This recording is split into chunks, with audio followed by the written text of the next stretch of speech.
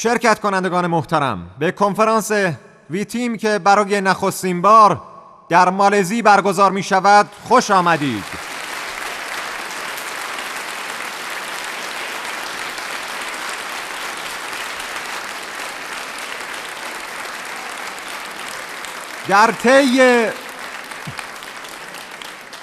در طی 3 روز آینده شاهد برنامه آموزشی شرکت ویتیم خواهیم بود و باعث افتخار منه که حضورتون مربی و سخنران اصلی این کنفرانس رو معرفی کنم.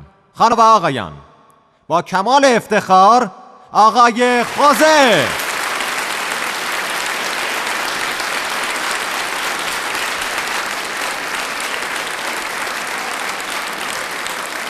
خیلی متشکرم، خیلی ممنون.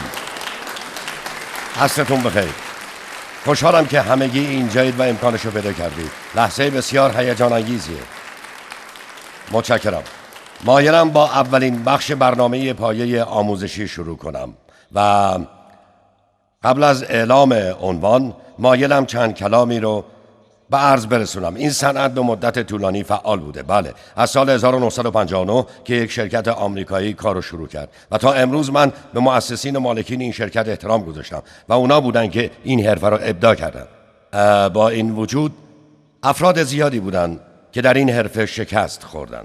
خیلی ها موفق بودن و درآمد بالایی به دست آوردن. مطمئنم شما با اونها آشنا هستید و حتما در مجله ها و از طریق نوارهاشون و از حرفهای مردم چیزهایی درباره اونها شنیدید. اما خب اجازه بدید امشب واقع بین باشیم. خب و این مسئله ایه که من باید ازتون اجازه بگیرم. بله، میتونم باهاتون رو راست صحبت کنم؟ بله. باشه. چندین بار به خصوص در این قسمت من از مسائل و موضوعاتی صحبت خواهم کرد که مستقیما روی قلب و روح و فعالیت‌های شما اثر میذاره. نه واقعا من وقت چندانی با شما نیستم و فقط تا شنبه وقت داریم. دلم میخواست 1 هفته یا بیشتر با هم باشیم، اما خب به خاطر کمبود وقت باید ازتون اجازه بگیرم که باهاتون رو راست صحبت بکنم. این مسئله رو شما میپذیرید؟ آیا کسی بهش بر میخوره؟ اومدیم اینجا چیز یاد بگیریم، درسته؟ و بخشی از یادگیری شناسایی مشکله، درسته؟ پس من رو راست حرف میزنم، به خصوص در این قسمت. اما داشتم اینو میگفتم، بله موفقیت های بسیاری وجود داشته، اما در عین حال خیلی ها در این حرفه شکست خوردن. باید واقع بین بود. نمیشه مسائلی که برای خیلی ها اتفاق افتاده نادیده گرفت. خیلی ها پا به این حرفه گذاشتن با رویاها و آرزوهایی بسیار بالا، اما هرگز کارشون و مجموعشون به جایی نرسیده. من میخوام بررسی کنم که چرا. خب میخوام بررسی کنم چرا اون افراد موفق نشدن. من این موارد و نمونه ها رو از دیرباز زیر نظر داشتم.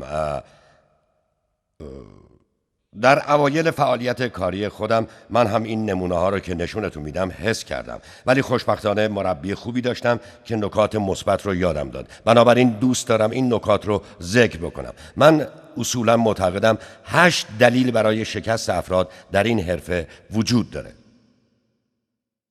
خب 8 دلیل که به نظر من و سایر افراد ویتیم دلایل اصلی هستند. این احتمال وجود داره که دلیل‌های دیگه‌ای هم باشه، اما مطمئنم اگه اونا رو بررسی کنید دیر یا زود متوجه میشید که این 8 دلیل با اونا ارتباط دارن. البته اینا همگی مهمن و من به ترتیب اهمیت اونا رو ذکر نکردم. خب البته ممکنه 1-2 تاش برای شما اهمیت بیشتری داشته باشه تا برای کسی که کنار شما نشسته، اما به هر حال تمام این موارد مهمه. پس اول شماره 1، یکی از دلایل اصلی شکست افراد اینه که این کار رو جدی نمیگیرن. فکر میکنن این یه کار موقتیه، فکر میکنن کاریه که مال زنهای خانه‌داره یا آدماییه که تو زندگیشون هیچ کار دیگه ای ندارن بکنن. درسته؟ چند نفر قبلا این تفکر رو داشتید؟ خب منم همینجوری فکر میکردم. آره واسه تو خوبه چون کار دیگه ای نداری بکنی. این مال خیلی قدیم هست، وقتی جوان‌تر بودم. خب اینا فکر میکنن این حرفه یه دل مشغولی موقتیه. من قبل از ورود به این کار بی‌نظیر در زمینه تجارت سنتی فعال بودم و مسئول حسابرسی کار یکی از اقوام من بود که مشاور مالی منم بود و همونطور که در 2-3 روز آینده خواهید دید من گاهی یکم هیجان زده و شلوغ بشم و همیشه دوست دارم پیشرو باشم. تو زندگیم همیشه دنبال کارهای جدید بودم و یادمه به عنوان مشاور مالی قرار گذاشته بودیم که قبل از هر کاری من با اون تماس بگیرم. یادم بارها و بارها بهش زنگ میزن: هی خوان، من یه کار فوق‌العاده پیدا کردم که میتونم فعال بشم، یه شغل خوب که میتونم موفق بشم. و هنوز تا امروز صداش یادمه که بهم میگفت: جو، تمام کارها خوبن، خب به شرط اینکه درست فعالیت کنی. تمام کارها سودآورن فقط اگر درست جلو بری. خب میتونید پسته شامی بفروشید، واقعا میتونید پسته شامی بفروشید و با این حال کلی درآمد کسب کنید. یعنی شاهدش اینه که وقتی میرید به فروشگاه 7-11 اونجا از این پسته شامی میبینید که بسته بندی شده برای فروش. یعنی اونا پسته شامی رو با ضرر میفروشن. دارن با این کار پول در میارن. خب بنابراین بله، حتما با فروش پسته شامی من یه نفر رو میشناسم، یه نفر رو تو فیلیپین میشناسم که مالک یه مغازه ساریه. مغازه ساری تو مالزی میشه، گمونم اندونزیایی ها خوب میفهمن. ساری جاییه که میشه همه چی خرید. اگه برید فیلیپین سر تمام 4 راه‌ها یه دکه کوچیک میبینید که همه جور خرت و پرتی داره و خب تمام مردم هم میان از اونجا خرید میکنن و اون فکر میکنه کارش کار موقتیه. اسمش هنری سیه. خب و مالک چند پاساژ زنجیره‌ایه. نمیدونم حدود 14 تا 16 تا در سرتاسر فیلیپین وجود داره. اما خب خودش یه مغازه ساری داره که البته این کارشو بسیار بسیار جدی گرفته. پس چیزی به اسم تجارت موقت نداریم، فقط تاجر موقت داریم. خب هر کاری میتونه یه تجارت بزرگ باشه به شرطی که درست هدایتش کنید و جدی بگیریدش. اکثر افراد فرصت کاری گولد کوست رو یک تجارت و حرفه نمیدونن. خب این ناراحت کننده است، چون بارها و بارها افرادی رو دیدم که واقعا سرگشتن فقط به خاطر اینکه کار رو جدی نگرفتن. درسته؟ خب چرا؟ بذارید بپرسم چرا مردم این کار رو جدی نمیگیرن؟ اونا فکر میکنن برای راه اندازی یک تجارت نیاز به سرمایه زیاد دارن. همه این فکر رو نمی کنیم؟ وقتی میگید میخوام کاسبی خودم رو راه بندازم، خب به چی فکر میکنید؟ 100,000 رینگیت یا 20,000 دلار آمریکا که فعلا یه اغذیه فروشی باز کنید، یا یه نانوایی، یا بوتیک، یا مغازه صوتی تصویری. این تصویریه که افراد اغلب از یک تجارت در ذهن دارن. درسته؟ این چیزیه که تو مدرسه یادمون دادن و باهاش بزرگ شدیم. بنابراین وقتی کسی پیشمون میاد و از یک موقعیت صحبت میکنه که میتونیم باهاش درآمد تجاری داشته باشیم، خب که در گولد کوست و خیلی از شرکت ها امکانش وجود داره. از اونجایی که سرمایه مورد نیاز خیلی پایینه، خب مردم اونو به عنوان یک تجارت قبول نمیکنن و برخوردشون با اون تاجرانه نیست. بارها شده مردم با احترام با این حرفه برخورد نکردن، فقط به این خاطر که تنها کاری که باید برای شروع اون کرد خرید یک سکه یا یه سری سکه است. این کارو مقدمه یک معامله تجاری نمیدونن. مثل اینه که بری تو مغازه و یه تلویزیون بخری یا حتی یه جفت کفش یا یک کراوات. دقیقاً همینه خریدن یک سکه طلا. با این حال به خاطر فرصت به وجود آمده در طرح بازاریابی میتونید راه بیفتید و از طریق طرح مراجعین مبالغ خوبی کسب کنید و باور کنید که این درآمد سالمیه. درسته یا نه؟ خیلی‌ها که در این حرفه فعالیت میکنن با این ذهنیت شروع میکنن: من امتحان میکنم، اگر کار موفق بود اون وقت جدی میگیرمش. چند نفر تا به حال این حرفو شنیدید؟ از دوستانتون؟ باشه امتحان میکنم، اگه خوب از آب در اومد جدی میگیرمش. چند نفر طرز فکرتون این بوده؟ خوبه، عالیه، فوق‌العاده است. نه به خاطر اون طرز تفکرتون، بلکه به خاطر اینکه دیگه اینطوری فکر نمیکنید. خب داشتن چنین چارچوب ذهنی مثل اینه که یه تاجر بگه من 10,000 دلار تو یه نانوایی سرمایه میذارم یا یه بوتیک یا هر چی. اگه کار خوب پیش رفت جدی میگیرمش.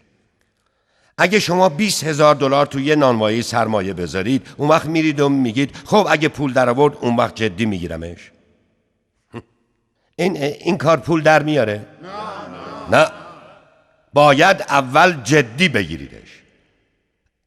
اول جدی میگیرید، بعد کاسبیتون پول در میاره. خب اما بازم بگم مردم فکر نمی کنن این یک تجارته. چیزی که میخوام بگم اینه که اینو سرسری نگیرید. فکر نکنید که به صرف خرید یه سکه دیگه تمومه. فقط تا همین حد با گولد کوست ارتباط پیدا میکنید. یه مجموعه المپیک یا یه سری سکه یا یه سکه اژدها. خیلی بیشتر از ایناست. اول کارو جدی میگیرید تا شکوفا بشه. تجارت گولد کوست رو باید مثل سایر کارا فرض کرد و جدی گرفت. خب هیچ تکانی نخواهد خورد مگر اینکه خودتون رو با کار درگیر کنید. خب از اون آدمایی نباشید که درباره یه گولد کوست صحبت میکنن بعد میگن نه نه نه نه نه لازم نیست کار خاصی انجام بدید. خب پس شوخی نگیرید. راستش من یه اسمش چیه؟ یه دوست دارم که کارشو اینطوری شروع میکنه. بله من کارو برات تعریف میکنم، اما قبل از اون میخوام بهت بگم که کار بسیار دشواریه. خیلیا تو رو پس میزنن. بارها دچار ناامیدی میشی و مجبوری یاد بگیری چطور بر این ناامیدی غلبه بکنی. گاهی دچار افسردگی میشی. به عنوان شروع چطوره؟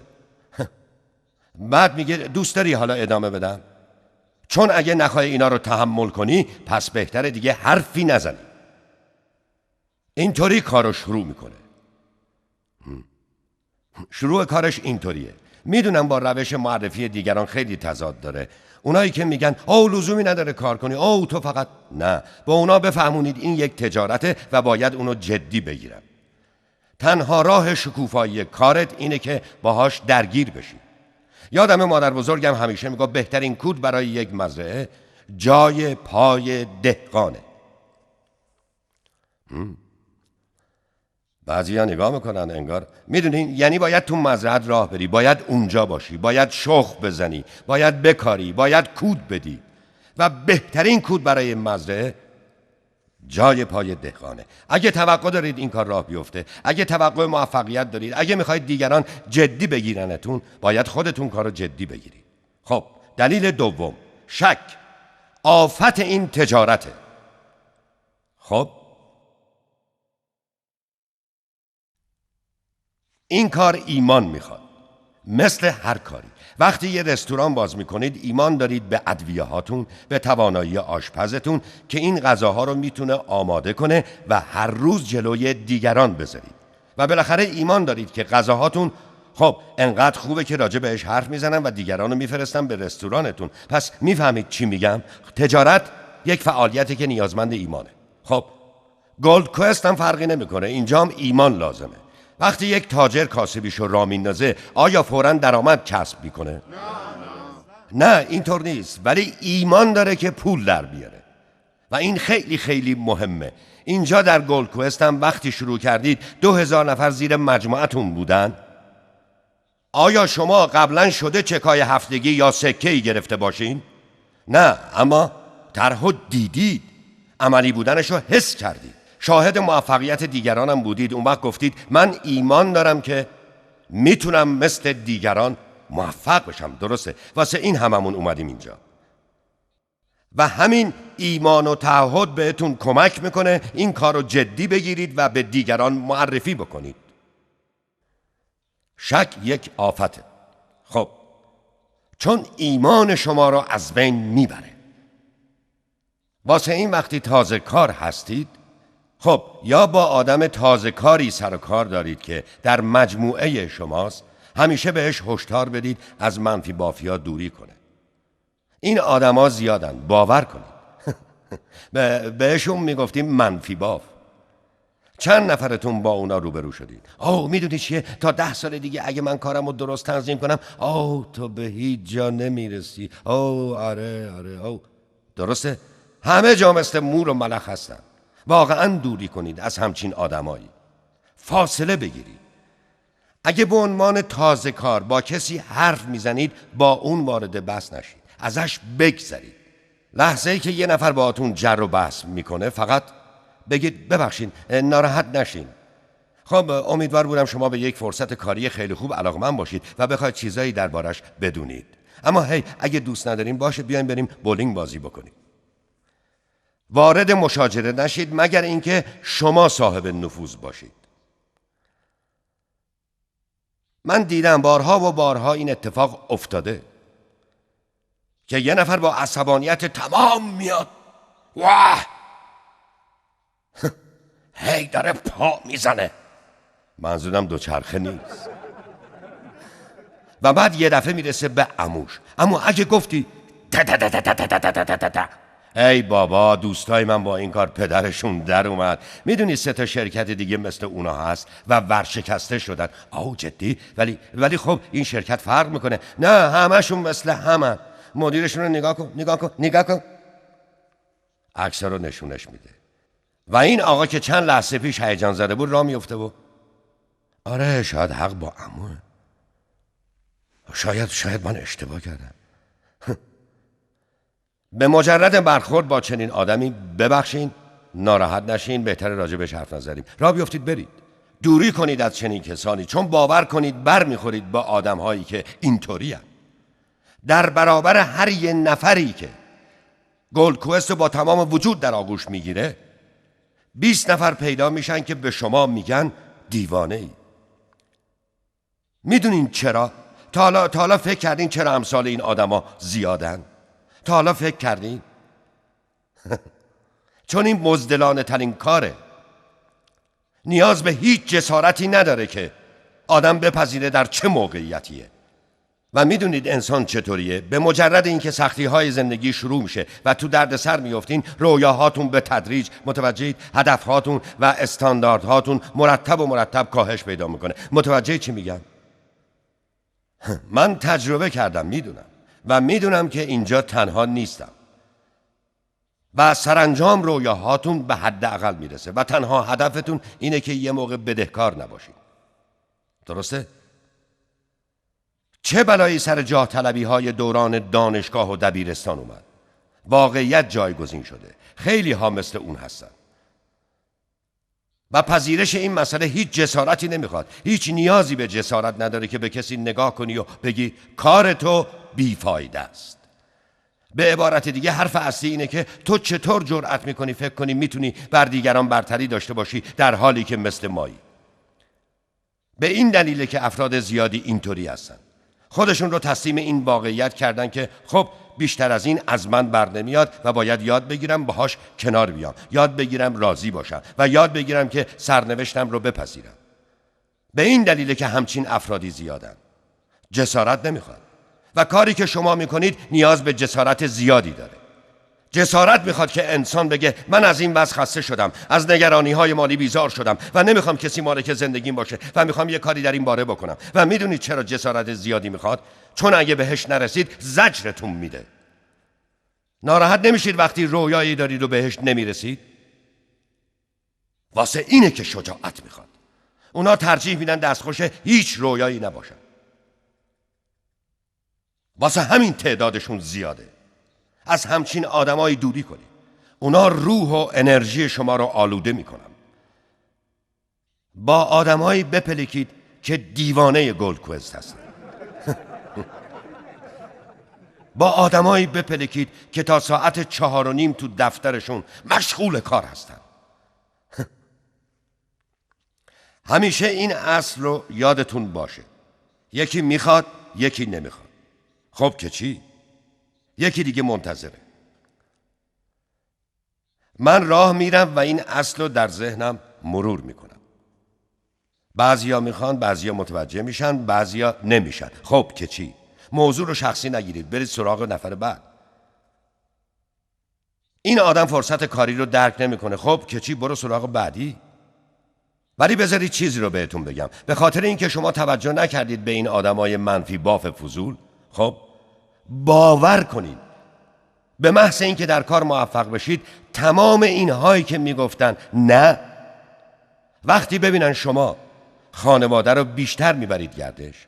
خب وقتی ببینن زودتر میرید خونه که در کنار همسر و بچه هاتون باشید، وقتی سوار یه ماشین جدید ببیننتون میگن صبر کن ببینم این به کجا رسیده. آره یادت راجع به یه کاری با صحبت میکردم. به عبارت دیگه میخوام بگم از جواب منفی نترسید.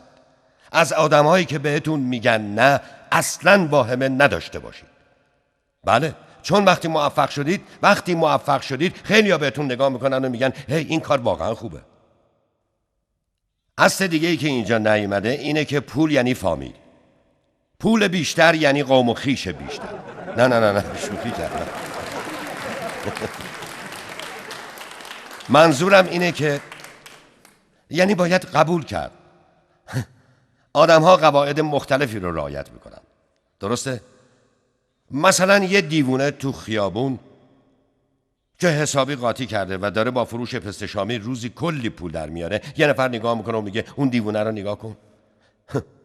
اما همین آدم اگه تو آیووای، بله، که یه ناحیه سرسبز در مالزیه زندگی کنه، دیگه نمیگن دیوونه است، میگن عجیبه. درسته؟ معیارها عوض میشه. اما خب همینه دیگه.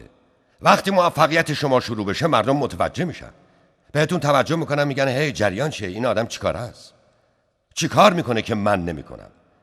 واسه همین میگم هرچه بیشتر بدونید افراد بیشتری بهتون دقت میکنن. چند نفرتون الان مورد توجه دیگرانید؟ چند نفر؟ اگه دستتون رو بالا نمیکنید معنیش اینه که با آدمای زیادی حرف نزدید. واقعا هیچ کس 100% موفق نیست. دلیل ذکر این مسئله اینه که یه موقع دل سرد نشید. من همیشه از پولی که به عنوان مشتری در آوردم حرف میزنم. بعضی از شما میدونن من تو 4 هفته اول کارم به عنوان مشتری $15,000 درآمد داشتم و فقط با 2 نفر حرف زدم، یعنی 2 نفر رو به این کار ارجاع دادم. فردی سمت چپ و دختر خالم سمت راست. فردا در همین جا دربارش مفصل صحبت میکنیم. اما هیچ وقت از 50 نفری که به من گفتن دیوانه‌ام حرف نمیزنم. از 50 نفری که به من میگفتن این شرکت به هیچ جا نمیرسه و اون 50 نفری که میگفتن این شرکت فراری میشه و غیره و غیره و غیره و غیره. هیچ کس 100% موفق نیست. حتی تا امروز من 100% موفق نبودم. ویجی مدیر عاملمون وقتی حرف میزنه میگه هنوز 100% موفق نیست. دکستر یگر هنوز 100% موفق نیست. مارک یارنیل هنوزم 100% موفق نیست. علی بزرگ خودمون، اونی که دربارش خوندید، اونم 100% موفق نیست. ولی آیا طعم موفقیت رو چشیدن؟ بله. دلیل گفتن این حرفا این نیست که اگه پستون زدن خوشحال بشی. خب اصلا هدف این بحث این نیست. فقط میخوام بگم اینم بخشی از روند کاره. خب بخشی از موفقیته. به جای دلسرد شدن به موفقیت فکر کنید. تجربه پیدا بکنید. بگید چرا فلان آدم موقعیت کاری رو درک نکرد؟ چرا آدمی که باهاش حرف میزنم، دوستم، عموم، پسر عموم، متوجه هدف و بینش نشد؟ به جای رفتن به خونه و زانوی غم بغل گرفتن، او نه تمام بروشورا رو میریزم دور، دیگه تو اینترنت نمیرم، دیگه تو هیچ جلسه حاضر نمیشم. به جای دلسرد شدن بنشینید و تحلیل کنید که چه کاری رو درست نکردی. اگه پستون زدن به دلیلش فکر کنید. چی کار کنم که بار آینده دیگران منو پس نزنن؟ دلیل بعدی من برای این که میگم شک یک آفته اینه که مانع از نفوذ میشه. این کار نیاز به نفوذ داره. بله، من یه دوستی داشتم چند سال پیش اومد سراغ من و همسرم، گفت خب یه مهمونی بود و متوجه شد که بچه‌های ما خیلی حرف شنا هستن، هر کاری میگیم میکنن، بگیم این کارو بکن میکنن، اون کارو نکن نمیکنن، بگیم برو مواظب خواهرت باش فوراً میگن بله و چشم و کارشون رو ول میکنن و میرن. اون دوستم اومد سراغم و گفت جو تو خیلی خوشبختی. پرسیدم چطور؟ چون هنوز رو بچه ها نفوذ داری. گفتم منظور چیه؟ گفت من دیگه رو بچه هام نفوذی ندارم. دیگه نفوذی ندارم، هرچی هم که بگم. گفتم اشتباه میکنی. بهش گفتم تو و همسرت رو بچه هاتون نفوذ داری، حالا چه آگاه باشید چه نباشید. فقط متوجه نیستی. من به فکر افتادم اگه پدر و مادر باشی، چند تا پدر و مادر اینجا داریم؟ خوبه. لذت بخش نیست؟ به نظرتون پدر و مادر بودن لذت بخشترین حس در دنیا نیست؟ به هر حال میتونید تصور کنید پدری باشید که میرید خونه، نمیدونم مثلا رفتید 2 جعبه نوشابه و خرت و پرت خریدید، حالا میشینید جلوی تلویزیون روزی 10 تاشو مینوشید. اون وقت چی دارید به بچه‌تون بگید؟ به پسرتون چی دارید بگید؟ اینکه وقتی تو هم بزرگ شدی واس خودت مردی شدی باید اینطور رفتار کنی؟ ای خانما نخندین، الان واسه شما هم تعریف میکنم.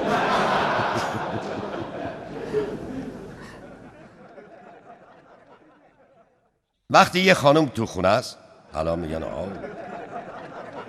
و شوهرش بعد از یه روز کاری سخت میاد خونه، اون وقت اونم این چیه؟ چرا الان میای؟ این چه جورشه؟ واسه شام درست نمیکنه. برو. حالا شما نه جدی میگم، شما به دخترتون چی دارید بگید؟ خب این که وقتی بزرگ شدی شوهر کردی اینجوری باید باش رفتار کنید. شما چه بخواید چه نخواهید روی بچه هاتون نفوذ دارید، همونطور که به دوستم گفتم و تو این کارم همینطوره. شما روی مجموعتون نفوذ دارید، چه بپذیرید چه نه. و حتی اگه فکرش هم نکنید، اگه سازمان شما به این شکل باشه، شما همیشه معیار اصلی شبکتون هستید. البته اگر درست بسازیدش به همینجا ختم نمیشه. ولی به هر حال شما در رأس مجموعتون هستید، همیشه معیار اصلی به حساب میایید. همیشه شما هستید که دیگران بهش نگاه میکنن. به مدیران شما توجه ندارن، به شما نگاه میکنن. هاردن مثلا منو معرفی کرده، میگم اون چطوری کار میکنه، چی کار میکنه، چارچوب ذهنیش چیه. وقتی شک کنید نفوذتون رنگ میبازه. تصور کنید 2 نفر زیر مجموعتونن که خیلی با هیجانن. اگه گفتی من عاشق این کارم، آزادی زیاد، تا به حال انقدر پول تو زندگیم در نیاورده بودم، پس میخوام تمام وقت کار کنم. بعد شما برید پیش اونا بگید وایسا، شاید کار عاقلانه‌ای نباشه. شاید عاقلانه نباشه که تمام انرژیتون رو یک جا بذارید. فعلا از کار قبلی استعفا ندید. فکر میکنید سر این 2 نفر چی میاد؟ آیا حتما تبدیل میشن به یه شجاع‌دل؟ نه، وایسا، نکنه جو چیزی میدونه که ما بیخبریم. چیزی میدونه، صبر کن ببینم، نکنه متوجه این چی میگم. اون وقت اونا به زیر مجموعشون چی میگن ها؟ صبر کنیم، ما باید بریم پیش جو، انگار یه اشکالی تو کار وجود داره. چرا یعنی چه اشکالی تو کاره؟ آخه ما میخواستیم تمام وقت کار کنیم اما جو ما رو ناامید کرد. خدا، بهتره ما هم بریم به زیر مجموعه بگیم. متوجهید؟ همه چی رنگ میبازه. شما روی سازمانتون نفوذ دارید و تنها سوال اینجا اینه که آیا این نفوذ مثبت یا نفوذ منفی به حساب میاد. به فعالیت 2-3 ماه گذشته‌تون فکر بکنید. آیا نفوذ مثبت داشتید یا نفوذتون منفی بوده؟ یادتون باشه گفتم بعضی از حرفا ممکنه کمی ناراحتتون بکنه. ظرف 2-3 ماه گذشته میتونید بگید چه بذری کاشتید؟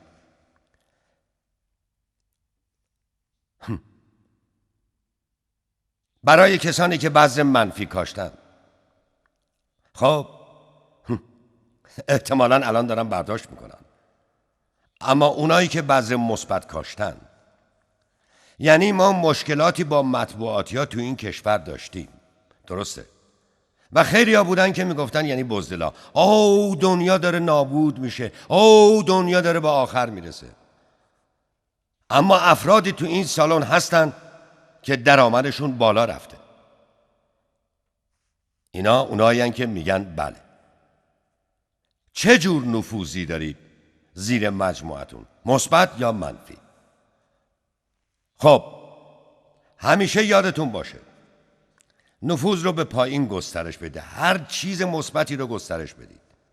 هر چیز مثبت. هی موفق شدم، هی اولی سکم رو گرفتم، هی میدونی ما تازگی ها طرف زرافخانه سلطنتی استرالیا شدیم، هی میدونستی ویجی و جاپاداس تازه از واتیکان اومدن و با پاپم ملاقات کردن.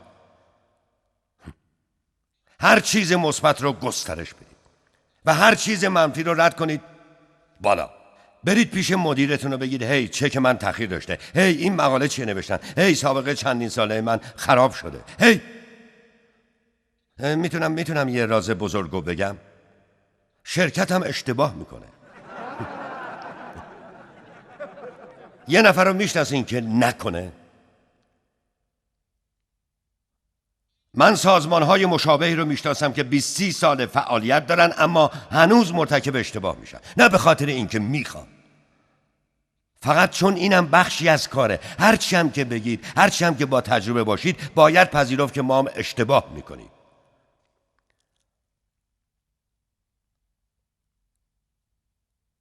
اگر فکر میکنید با پیوستن به این مجموعه شاهد هیچ اشتباهی نخواهید بود، پس آماده ناامید شدن باشید. اما یه مسئله مهمه و اون اینه که با اشتباهات کمتر این شرکت قدیمی تر میشه. متشکرم.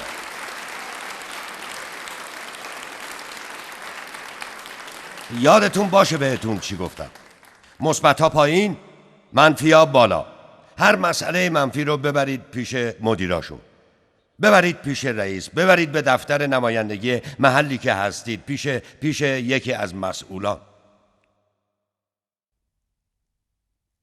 دلیل سوم، اونا وقت نمیذارن برای مسلط شدن به این کار آموزش ببینن. اونا وقت نمیذارن.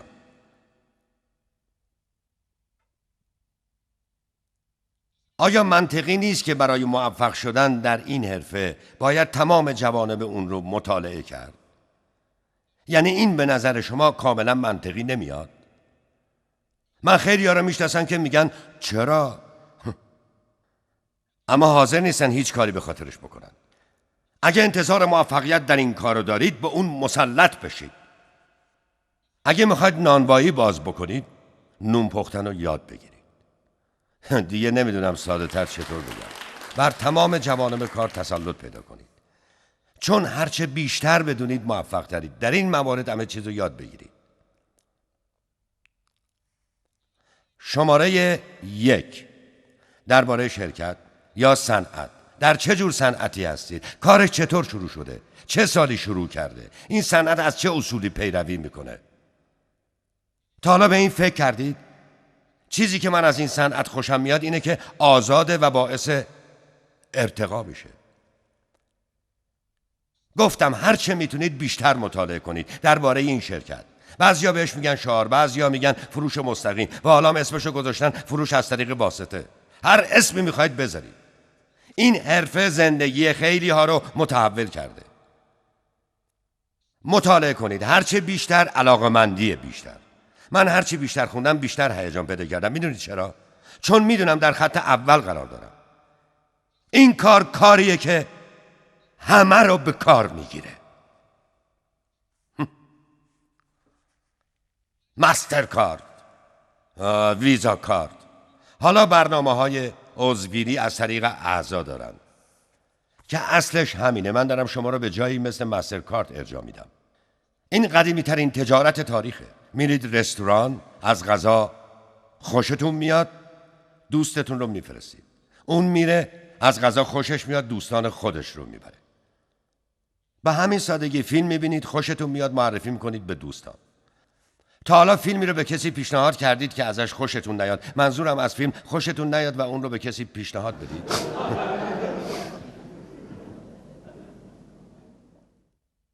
این حرفه فوق‌العاده است، اما حرفای نامربوطی دربارش زدن.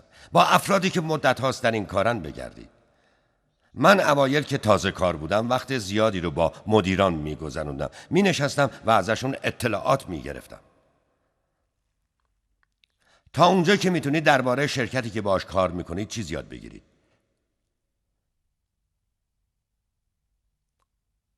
چطور شروع کرده؟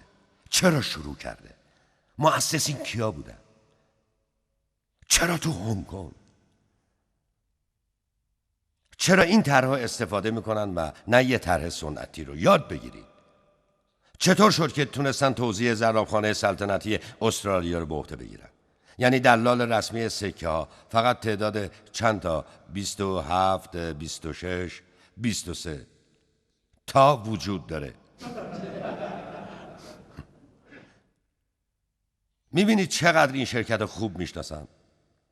کار رو یاد بگیرید و هرچه میتونید درباره طرح و برنامه کار یاد بگیرید. نقاط قوت این طرح چیه؟ نقاط ضعفش کدومه؟ تا حالا پیدا کردین؟ من نکردم. هنوز فکر میکنم این طرح بهترین طرح دنیاست که عملیه. باید روی این مسئله تأکید کنم. چون طرح‌های زیادی وجود داره که خیلی هم عالیه، اما 2 ماه بعد شرکتی ازش باقی نمونده. منظورم طرح عملیه. هر چی میتونید درباره طرح یاد بگیرید. وقتی ما اولین بار تو این کشور تأکید میکنم دفتر باز کردیم، یادم خیلی ها می اومدن میگفتن باینری غیر قانونیه، باینری اشکال داره.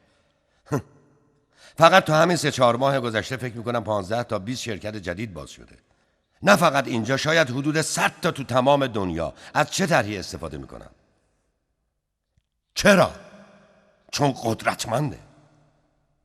قدرتمنده، عملیه و سودآور، هم برای شرکت و هم برای مشتری. پس بیشتر مطالعه کنید. هر چی رو میتونید یاد بگیرید. هر چه بیشتر بدونید بیشتر میتونید کارتون رو معرفی کنید. و هر چه بیشتر بدونید بهتر میتونید دفاع کنید. تا حالا مجبور شدید از کارتون دفاع کنید؟ آگاهی کمکتون نمیکنه. هر چه بیشتر بدونید اعتماد به نفستون بیشتره. خیلی ها هستن این کارو نمیکنن چون اعتماد به نفس ندارن. اگه کسانی نظیر اینا رو در زیر مجموعتون دارید صداشون کنید، بهشون اعتماد به نفس بدید، باهاشون بنشینید و آموزششون بدید، کمک کنید بیشتر یاد بگیرن. هرچه بیشتر بدونن اعتماد به نفسشون بالا میره. عین خودتون. هرچه کارو بهتر بدونید طرح‌ها رو بهتر میتونید یاد بگیرید. اعتماد به نفستون میره بالا. هیچ وقت آدمای خجالتی رو دیدین هیچی نمیگن، حرف نمیزنن، اما تا از کامپیوتر باشون صحبت کنی 5 روز واسط حرف میزنن. تا حالا دیدین یا مثلا درباره گلف، ورزش یا هر چی باشه که درش اعتماد به نفس داشته باشن؟ دلیل خجالتی بودن اونا اینه که اعتماد به نفس ندارن. هرچه بیشتر بدونید اعتماد به نفستون میره بالا. کلید موفقیت در اینجا اینه که به مراجعین آموزش بدید. چطور میخواید آموزش بدید اگه خودتون آموزش ندیده باشید؟ این کار همه چیش بر اساس منطقه. اگر بلد نباشید چطور به دیگران آموزش میدید؟ آموزش به انسان اعتماد به نفس میده. وقتی شما اعتماد به نفس داشته باشید به دیگران هم میتونید آموزش بدید. آموزش در زیر مجموعه شما هم اعتماد به نفس میاره. اینجا چند نفر زیر مجموعه رانجیت هستن؟ آیا با اون اطمینان دارید؟ بله. بی اندازه. این رانجیت بود اینو گفت؟ نه شوخی کردم. چرا؟ اطلاعات بالایی داره. چون تمام جوانب کارو بلده. میدونید که هر شب 4-5 ساعت بیدار میمونه و یه مطالعه جانانه میکنه. متوجه چی میگم ها؟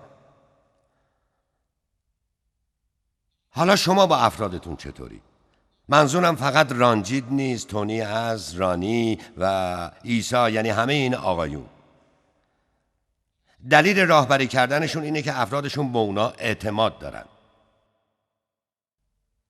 حالا اگه اونا ابله بودن، یعنی در مورد کار، نه، اونا همه چی رو درباره کار بلدن. خود رو از منافع و امتیازات آگاهی ها محروم نکنید. این کار یعنی انتقال آگاهی ها و دارم میگم بی نهایت ارضا کننده است. یکی از جنبه‌های این کار که من خیلی دوست دارم، من 10 سال اینجام، 2 سال در قالب ویتیم با گلدکوست کار میکنم. باور کنید حتی اون 8 سال سوای درآمد نسبتا خوبی که به دست می آوردم، چیزی که خوشم می‌آمد این بود که افراد دور بر من، افراد مجموعم، چه بالا و چه پایین، ما را دگرگون کردن. آیا شما در نتیجه این کار متحول نشدید؟ بله. آیا انسان کاملتری نشدید؟ آیا قویتر و با پشت کارتر نشدید؟ خود رو از این محروم نکنید. چون دارم میگم احساس ارضا کننده که آدم بتونه روی زندگی دیگران اثر بذاره. خیلی ارضا کننده است با کسی حرف بزنید که اگر نبودید ممکن بود زندگیش رو از دست بده، حداقل از دیدگاه مالی.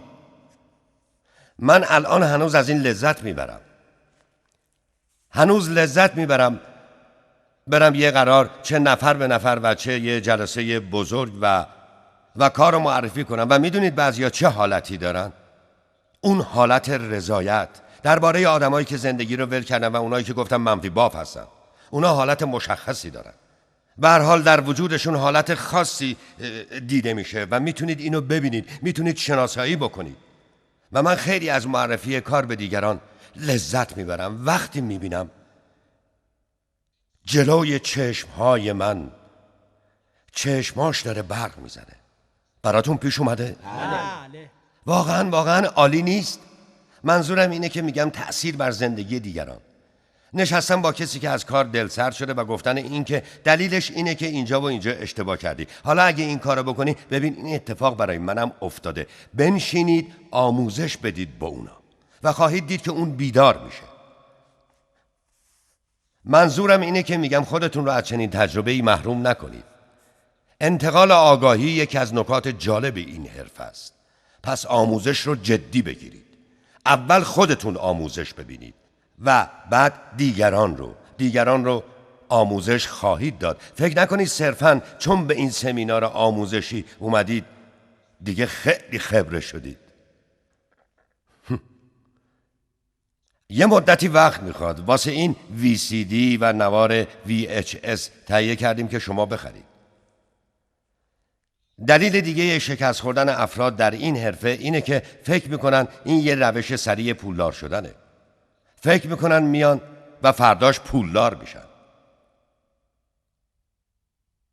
و من خیلی بدم میاد.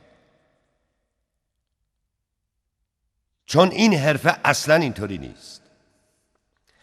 اگر کشاورز باشید و بخواید 1 دانه ذرت بکارید، با 1 دانه شروع میکنید، درسته؟ بعد اونو میکارید. وقتی دانه رو کاشتید فردا میرید سراغ ذرت؟ نه، اول دانه رو در خاک مناسب میکارید. خاک رو خوب زهکشی کنید. بعد باید گیاه را آب و کود بدید. بعدم باید گیاهان هرز رو در بیارید. به عبارتی زحمات زیادی باید تحمل کنید و بالاخره وقتی گیاه بلند شد حالا باید ولش کنید؟ نه. چرا؟ چون توش سرمایه گذاری کردید و هنوز ممکنه خشک بشه. پس از رسیدگی بیشتر به خاک و کود دادن دوباره حالا باید برای پرنده ها مترسک بذارید. بعد از همه اینها وقتی گیاه بالغ شد چه اتفاقی میفته؟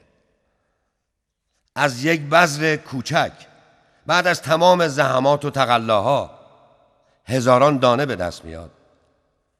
اگر میخواید در این کار موفق بشید مثل یک کشاورز فکر کنید. این تنها راه موفق شدن در این حرفه است. فکر نکنین به فروش و حجم کار. فقط مثل یک زاره فکر کنید. خیلی‌ها در این حرفه شکست میخورن چون فقط دنبال محصول مزرعه‌اند، اما تمایلی ندارن که زحمت بکشن، زمین رو شخم بزنن، دانه رو بکارن، خاک رو آب بدن و کود بدن، علف‌های هرز رو بکنن، آفات رو از بین ببرن و دستشون رو با خاک کثیف کنن و فقط به دنبال منافع. هی بیدار شید.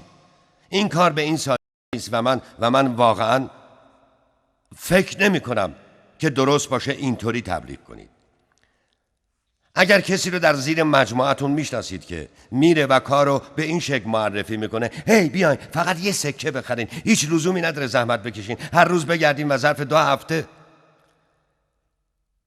اگه یک سازمان بزرگ با سودآوری بالا میخواید چکای درشت هفتگی، پس باید باهاشو بپردازید.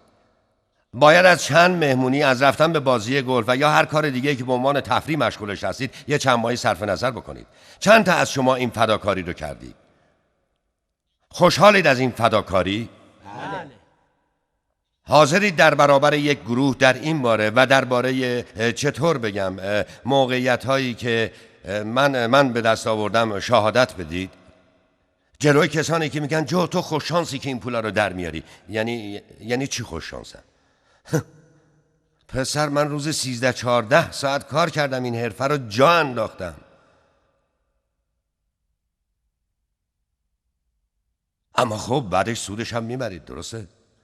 باید بخواید آموزش ببینید که بتونید به دیگران آموزش بدید، چون این بخشی از روند کاره و همین ما رو از کارهای آسون و سریع جدا میکنه. باید حاضر باشید وقت زیادی صرف آموزش دیگران کنید تا اونا هم به موقع پیشرو و مدیر باشن. بهایی وجود داره، بهایی باید پرداخت تا در این حرفه به موفقیت رسید و شما باید اینو حساب کنید. باید این بها رو حساب کنید. در این کار باید دیگران رو پرورش داد، پرورش دیگران برای مدیر کردن اونها، و این زمان میخواد. کل این روند وقت میبره. و همین دلیل این حرفه برای زود پولدار شدن نیست. میشناسم افرادی رو در این کار که همون ماه اول 2 ماه اول پول زیادی در آوردن، اما 4-5 ماه بعد خبری نبود. در واقع دیگه حرفه‌ای در کار نبود. از طرف دیگه کسانی رو میشناسم که هفته اول و دوم یا هفته سوم پولی در نیاوردم، اما بعد به سکهشون رسیدن. 2 هفته بعد چک اول رو گرفتن، 2 هفته بعدش یه چک دیگه با رقم درشت‌تر، و هفته بعدش متوجه چی میگم؟ اینا رو دوست دارم نگاه کنم، چون این افراد کارو درست جلو میبرن، به فکر حجم کار و میزان فروش نیستن، به فکر تمرین دادن و پرورش دادن هستن و این فرایند زمان میبره. این حرفه پول دراره 100%، اما نه به سرعت. دنیایی تفاوت میان این 2 مورد هست. خب یاد بگیرید اینو حتی تو معرفی ها مطرح کنید. واسه همین من از روش معرفی اون خانم خیلی خوشم اومد، چون اول کار گفت این کار خیلی زحمت داره، تجربیات سختی رو باید تحمل کنید، پس میزننتون، ناامید میشید. حالا مایلید اینو بپذیرید، چون نپذیرید بهتره من حرفی نزنم، بهتره کار رو بهتون معرفی نکنم. به این خاطر خوشم اومد. و دلیل 5، شکست خیلی از افراد اینه که تمرکز ندارن. چنین افرادی رو دیدید؟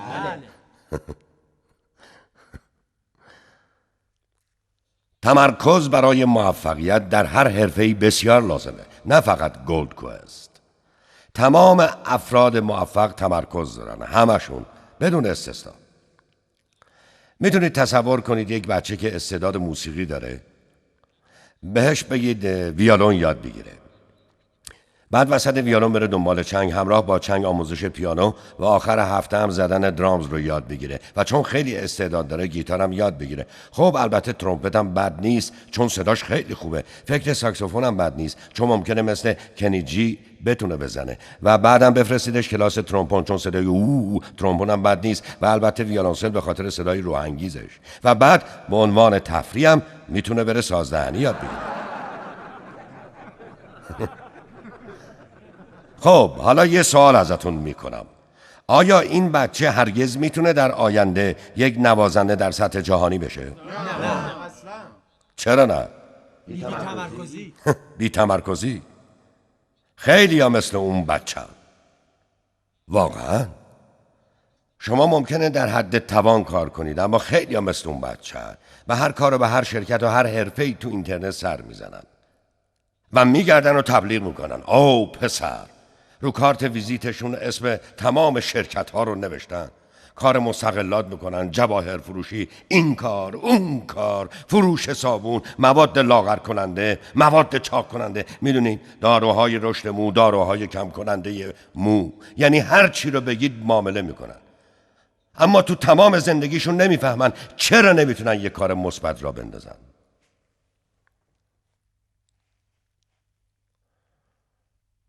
اگر میخواید موفق شید تمرکز کنید.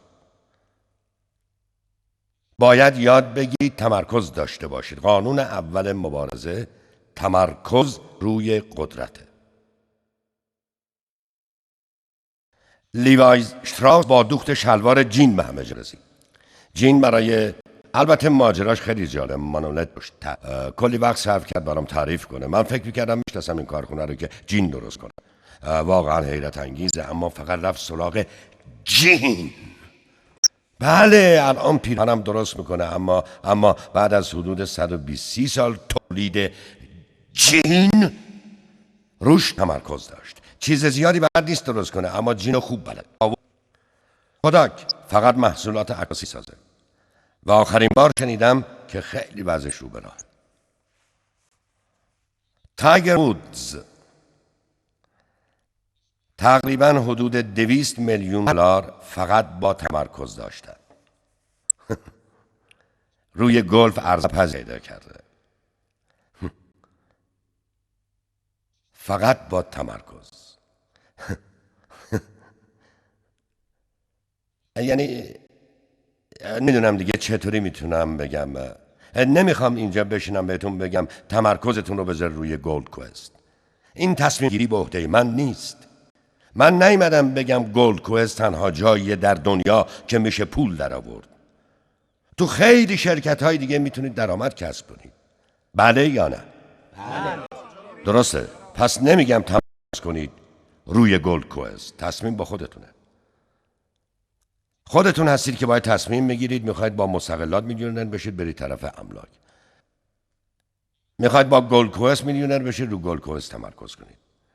دوست دارید در زمینه اتومبیل میلیونر بشید روی اتومبیل تمرکز کنید. تصمیم بگیرید چی کار میخواید بکنید و رو همون تمرکز کنید. این تنها راه موفقیت شماست. نمیخواد یه آدم همه کاره بشید و آخرش هم موفق در هیچ کار. دلیل ششم، آگاهی نداشتن در روش معرفی کار. اگه انتظار موفقیت دارید معرفی رو یاد بگیرید. اگه درست نتونید کار رو معرفی کنید کسی شما رو جدی نمیگیره.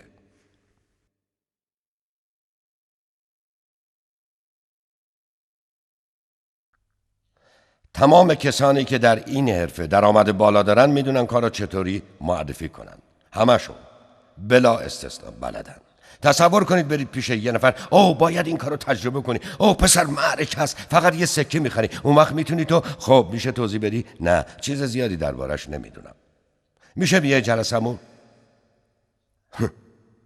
اگه توقع دارید اینطوری کارتون رشد کنه، در ابتدا بله. وقتی نمیدونید، اما دیگه نباید 6 ماه بعدم به همین شکل باشید. اگر فقط مشتریان بالقوه خود رو به جلسات دعوت کنید، به جای اینکه خودتون بنشینید و کار رو براشون توضیح بدید، 2 تا اتفاق ممکنه بیفته. اتفاق اول، اونا فکر میکنن این کار چندان خوب نیست. میدونید چرا؟ چون اگه کار خوبی بود شما میتونستید برام تشریحش کنید. اگه نمیدونید چطور کار رو معرفی کنید، فکر میکنن دارید بازی میکنید و با دعوت هرچه بیشتر افراد امیدوارید که بلکه یکی از اونا همکاری کنه. درسته؟ از طرف دیگه اگه کسی پیدا بشه که بشینه با کار خوب براتون تشریح کنه، کسی که تمام جوانب کارو میدونه و میتونه به هر سوالی جواب بده، اون وقت شما چی میگید؟ این بابا همه چی رو میدونه. یعنی میدونین، میگه این واقعا اهل این کاره، واقعا در این زمینه جدیه.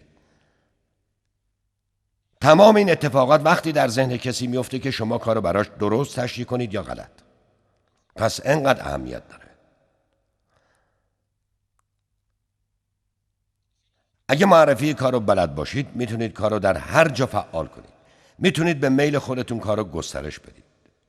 کارهایی وجود دارن مثل ملاقات ها و جلسات کاری در هتل ها. حتی بعضی از مدیران در دفترشون هم دارن. البته من قصد ندارم بگم ازش یاد نگیرید و برای رشد کارتون ازش استفاده نکنید، اما اجازه ندید تنها منبع شما باشه. یاد بگیرید چطور بنشینید و کار رو برای یه نفر تشریح کنید. نشون بدید که چقدر جدی هستید. برنامه‌تون رو بدونید، شرکتتون رو بشناسید. نشون بدید تا چه حد موفق هستید و افرادی که دور و براتون هستن چقدر موفقن. تصور کنید 5000 نفر در فهرست مشتریاتون باشه. بعضیا میگن آو کی خوشش میاد 5000 مشتری داشته باشه؟ خوبه. حالا تصور کنید تنها شما باشید که معرفی کارو بلده. واقعا خسته کننده میشه. تمام پر و پاتون از کار میفته. گلو درد میگیرید. متوجه چی میگم؟ معنیش اینه که مجبورید خودتون رو عملا مقابل 5000 نفر قرار بدید. ولی اگر بدونید کارو چطور معرفی کنید، میتونید روش رو به 2، 3، 4، 5 نفر یاد بدید. درسته؟ بعد اون 5 نفر با شما میتونید به 10 نفر دیگه یاد بدید و اون 10 نفر به 20 نفر دیگه یاد میدن. بیایید راجع به اعداد بزرگ صحبت کنیم. میتونید تصور کنید 200 نفر سمت چپ و 200 نفر در طرف راست داشته باشید که همگی بتونن کارو خوب به دیگران معرفی کنن.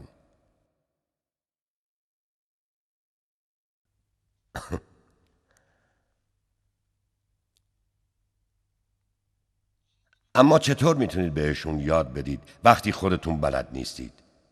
به طور منطقی مجبورید بدونید. ببینید، توانایی معرفی کار به یک نفر تنها یکی از دلایلی است که باید خودتون یاد بگیرید چطور کار رو معرفی کنید.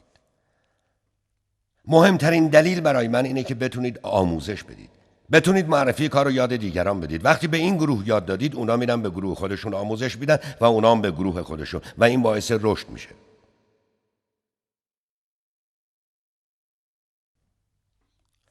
یادتون باشه به افرادتون آموزش و پرورش بدید. یکی از اولین مطالب آموزشی چگونگی معرفی کاره. این مسئله رو در قسمت بعدی توضیح میدم. اینکه چطور به شکلی مؤثر افراد زیر مجموعتون را آموزش بدید تا بتونن کارو تشریح کنن.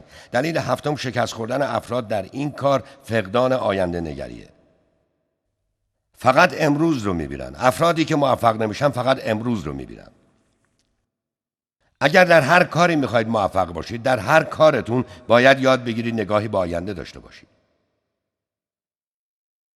وضع مجموعتون رو در 6 ماه آینده در نظر بگیرید. میتونید تجسم کنید مجموعتون 6 ماه دیگه چه شکلیه؟ آیا درست شکل امروزه؟ نه.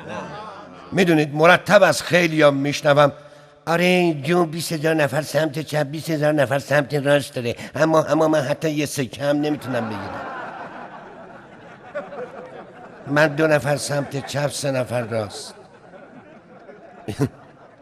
این امروزه. درسته، وضع امروزه. اما خب 2 ماه دیگه چی؟ 6 ماه دیگه چطور؟ و حتی 1 سال دیگه چی؟ میتونید تصور کنید چه شکلی هستین؟ خودتون رو نمیگیرم، منظورم سازمانتونه. شما رو میدونم خودتون چه شکلی. داره میخندیم میریم بانک. میتونید تجسم کنید وضع زیر مجموعتون 2 سال دیگه چطوره؟ بله. من یادم وقتی مشتری بودم میگفتم یعنی دلت نمیخواد بخوابی و بلنشی ببینی یه دفعه شده سال 2013؟ میتونید وضع شرکتتون رو تجسم کنید؟ موفقیت به این نیاز داره. فقط به امروز فکر نکنید. چرا با مشکلات امروز روبرو بشید؟ بله، روی کارهایی که باید امروز تا فردا انجام بدید تمرکز داشته باشید، اما تو ذهنتون باشه. آینده مالی شما در آینده بسته به کارهایی است که ظرف چند ماه آینده میکنید یا نمیکنید. آینده به چهره شما خیره شده. ما اینجا نشستیم و تجسم کردیم که شبکه هامون 2 سال دیگه چه شکلیه. میتونید تجسم بکنید شبکه شما یا سازمان شما ظرف 2 سال آینده چه شکلیه اگه این کار رو با پشتکار تمام 8 ساعت در روز دنبال کنید. فکر میکنید مجموعتون چه شکلیه؟ فکر میکنید هیچ رشدی کرده؟ خب 4 سال دیگه چطور؟ میتونید تصور کنید که اگه هر روز 8 ساعت 10 ساعت وقت صرف آموزش کنید، بنشینید مطمئن بشید افرادتون تمام امکانات آموزشی رو دارن، مثل این VCD ها، باهاشون بنشینید و جلسه بذارید. میتونید تصور کنید این کار هر روزتون باشه به مدت 10 سال؟ هی اجازه بدید واقعیت رو مطرح بکنم. 5 سال دیگه به هر حال میرسه، چه امروز به فکرش باشیم چه نباشیم. متوجه چی میگم؟ ممکنه اونجا بنشینید بگید آره جو از 4 سال و 5 سال حرف میزنه، من دلم نگران امروزه. امروز میخوام صورت حسابمو بدم. خب بله، همونطور که گفتم با مشکلات امروز روبرو شید. اما در عین حال بدونید که 5 سال دیگه خواهد رسید، چه امروز به فکرش باشید چه نباشید. واسه این میگم آینده به شما خیره شده. شما میخواید چیکار کنید؟ چه نقشه‌ای براش دارید؟ همه قبول دارید که اگر 8 ساعت در روز فعالیت کنیم به شکوفایی میرسه، درسته؟ یه نفر در سالن این کار رو روزی 8 ساعت دنبال بکنه چقدر ممکنه دراره؟ بگید، میخوام جواباتون رو بشنوم. 1,000,000 دلار. 1,000,000 دلار یعنی هر هفته یا ماهانه؟ خوبه، عجب شانسی. ولی خب همینه دیگه. بعضیا میگن ماهی 1,000,000 خیلیه، بعضیا میگن خیلی هم کمه. 200,000 دلار در ماه، اینم زیاد نیست. 100,000 دلار در ماه، اینم باز بد نیست. بعضیا میگن من هفته 400 تا درآرم راضیم. خب بله، بازم بستگی داره به اینکه امروز چیکار کنید. موفقیت میخواید به آینده نگاه کنید. دلیل 8، کسی که شکست میخوره بینش نداره. بذارید مشخصا بگم، با آدم بدون بینش امید نبندید. شکست خورده ها بینش ندارن. تمام موفقیت ها از یک بینش سرچشمه میگیره، تمامشون. همه چیز با یک بینش آغاز میشه. بدون بینش انسان از بین میره. بینش انسان رو به تکاپو وامی داره. بینش به انسان جسارت میده. یه بار داستانی خوندم درباره مردی که میره با 3 نفر دیوارچین صحبت میکنه. خب با کسانی که آجر رو هم میزنن. داستان به این شکل بود که این آقا اول میره با دیوارچین الف صحبت میکنه، میپرسه چی کار میکنی؟ میگه خب دارم آجر روی هم میذارم. یعنی صاحبکارم بهم گفته این کارو بکنم. بعد میره سراغ نفر دوم، اون میگه راستش من دارم خرجمو در میارم. میخوام یه پولی واسه خانواده‌ام درارم، میخوام یه لقمه نون درارم. فردا یه کار دیگه میکنم، پس فردا شاید نجاری کنم، نمیدونم میخوام خرجمو درارم. بعد میره سراغ نفر سوم. نفر سوم نمیخواسته نگاهش کنه، فقط میگه دارم کلیسا میسازم، برو پی کارت. و داستان همینجا تموم میشه. من دربارش فکر کردم، یکم تعمق کردم، دیدم این افراد چه جور ذهنیتی داشتن. اونایی که فقط خرجشون رو در می آوردن، به نظرتون براشون چیزی مهمه؟ اینکه ساختمون چه شکلی در میاد؟ نه، براشون اهمیت نداره. حتی اهمیت نمیدن که آجرها کج هست یا نه. اصلا براشون مهم نیست. به فردا فکر نمی کنن، فقط به خرج امروز برای زن و بچه. اما اونی که داشت کلیسا می ساخت، این یکی از اوناست که چی بهش میگن آرمان داره. کاری میکنه حتما آجرها صاف باشه. مطمئن میشه غلظت ملاتی که درست کرده انقدر اندازه است که وقتی خوش بشه دیوار یک دست در بیاد و غیره و غیره. این 2 نفر دیگه همش تو فکرن آخ ساعت دیگه 5 بعد از ظهر، انگار 2 هفته است داریم کار میکنیم، کاش ساعت تندتر میرفتیم خونه و زندگیم. همچین کسانی هستن. اما این آجرچین دیگه میگه خدای من ساعت 5 شد، من اصلا نفهمیدم زمان گذشت.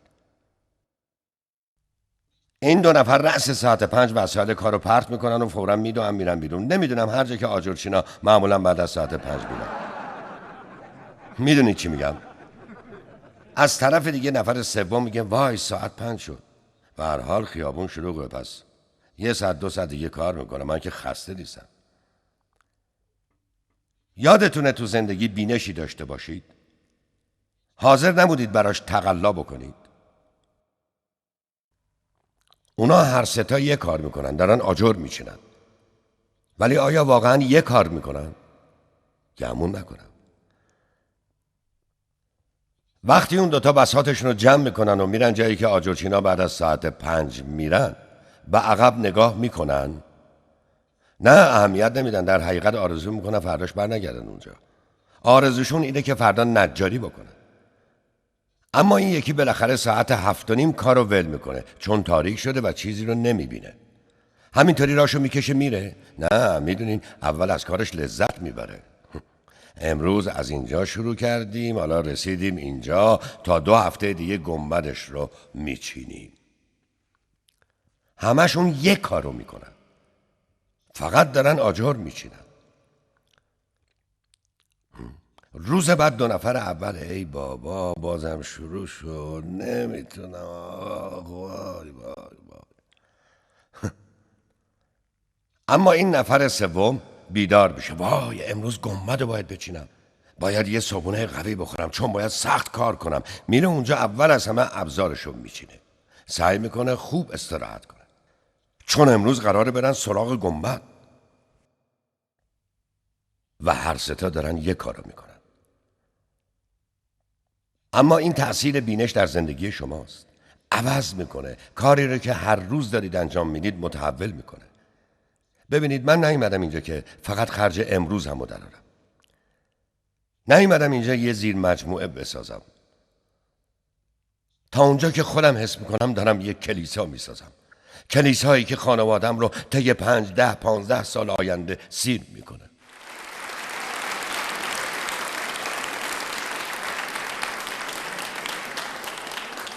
وقتی شما بینش داشته باشید، مسائل رو ساده نمیگیرید. آماده پرداختن هر بهایی میشید. هر بهایی رو میپذیرید. این حسن داشتن بینشه. بدون بینش چطور به جایی میرسید؟ خیلی از آدما هرگز تو زندگی به هدف نمیزنن، چون نمیدونن هدف کجاست. اگر در کاری میخواید موفق بشید، اول بنشید و مشخص کنید هدفتون چیه. چی رو هدف گرفتم؟ چی رو سعی دارم بزنم؟ شما باید بینش داشته باشید، وگرنه هیچ اتفاقی براتون نمیفته. همه چیز با بینش شروع میشه. همه چی. برج پتروناس با یک بینش در ذهن معمارش آغاز شد. متوجه چی میگن؟ اون فیلم ارین بالکوویچ یا هر چی اسمش هست، نمیدونم، گلادیاتور، از تو ذهن یک انسان آغاز شده. ماشین مرسدس بنز که همه دوستش دارن در ذهن یک نفر آغاز شده که تو گاراژش کار میکرده. متوجه این؟ همه چیز با یک بینش آغاز میشه. این رو ساده نگیرید. و تأکید میکنم این رو ساده نگیرید، چون زیاد از این واژه استفاده میشه. به هر سمیناری که میرید بینش صورت غذا. 2000 بینش در اختیار شماست، یا هرچی واقعا زیاد استفاده شده. برید خونه بهش فکر کنید، تعمق کنید.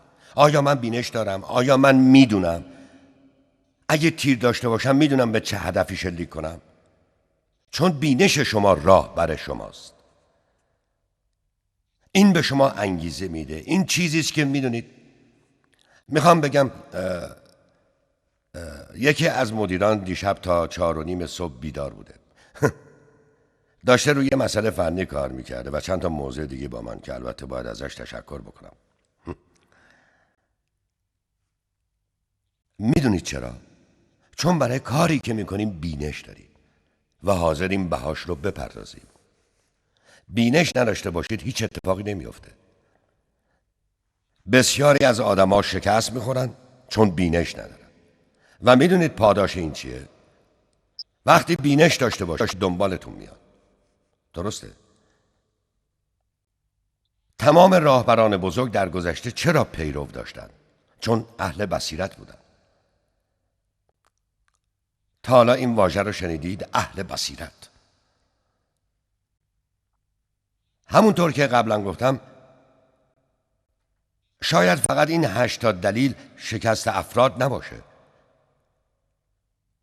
احتمالاً بیشتره، ولی حتماً به این موارد ارتباط پیدا میکنه. مادامی که مراقب باشید و در این 8 چاله نیفتید، احتمال موفقیتتون در این حرفه در آینده خیلی افزایش پیدا میکنه. اما قبل از پایان جلسه میخوام یه مسئله رو تاکید کنم. اینا چالن 8 دلیل برای شکست افراد. خب پس این کارا رو نکنید، برعکس عمل کنید. میخوام اینا روشن کنم چون یه نفر گفت جو چرا مسائل منفی رو میگی؟ نه، فقط میخوام بدونید از چی دوری کنید. کار رو جدی بگیرید. شک نکنید، ایمان خود رو حفظ کنید. تمرین کنید، خودتون رو تمرین بدید، بیشتر و بیشتر. هیچ وقت تمرین کافی نیست. باور کنید روزی که حس کنید دیگه به تمرین و آموزش احتیاج ندارید، به عنوان راهنما کارتون تمومه. یاد بگیرید کار رو چطور معرفی کنید، یاد بگیرید تمرکز کنید، یاد بینش داشته باشید. یاد بگیرید وضع این کار رو برای خودتون مشخص کنید و بفهمید راه سریع پولدار شدن نیست. این یک تجارت برای آینده. درست عکس این 8 مورد عمل کنید. اون وقت شانس موفقیتتون در این کار افزایش پیدا میکنه. خیلی متشکرم.